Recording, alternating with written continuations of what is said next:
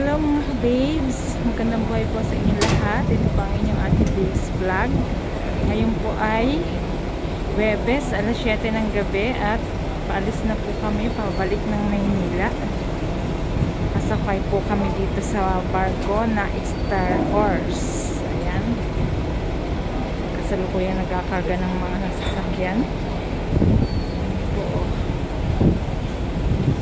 Dalawa naman po ang maalis na barko, pero mas pinili po namin dito sumakay sa Star Horse. Ayan, gabi. At yun po ang Mama Mary, oh. Ayan. Yan po yung palatandaan na kayo ay nasa Balanacan Port. Pag natanaw nyo na ang Mama Mary'ng malaki, ibig sabihin, nasa Balanacan Port na po kayo. Meron ding isang Star Horse sa kabila na paalis. So, ang laki din po ng Star Horse na yan. Puro mga sasakyan ang inasakay niya dahil mas malaki ang baba kesa sa sakay ng mga tao. Yan, oh. Napakapayapa at banayad po ng dagat.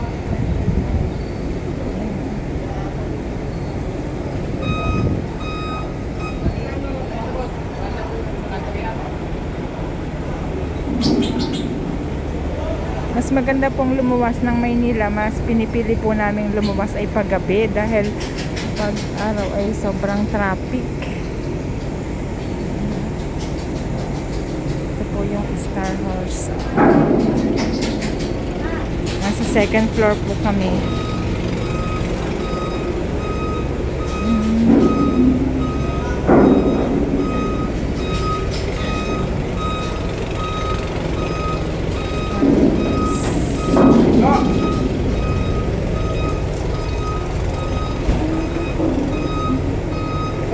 Terus. Oh, dagat pa yan.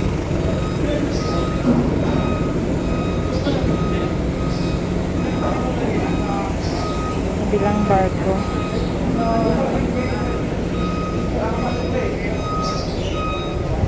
Siyempre may kantin din po dito.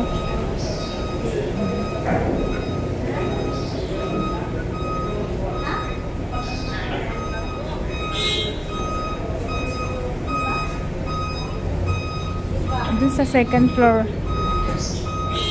third floor na doon sa taas po. Ayan. Na medyo malaki po itong barko na nasakyan namin. May kokonti lang ang pasahero. Ayan. Walang nakasakay dito sa third floor.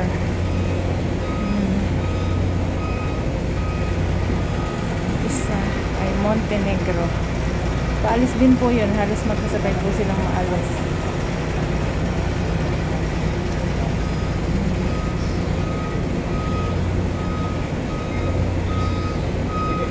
Mas pinili po namin doon sa baba. Para madali pong bumaba kapag nandun na kami sa Lucena, sa Dalaw-Talaw Port. At marami po namin bit-bitin, no? Siyempre busy yung asawa ko sa pag-cellphone.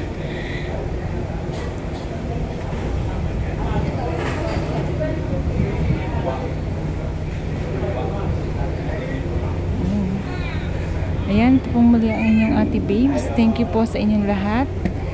Salamat po sa panonood.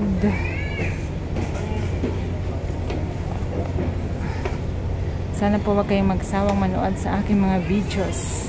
Thank you and God bless you all.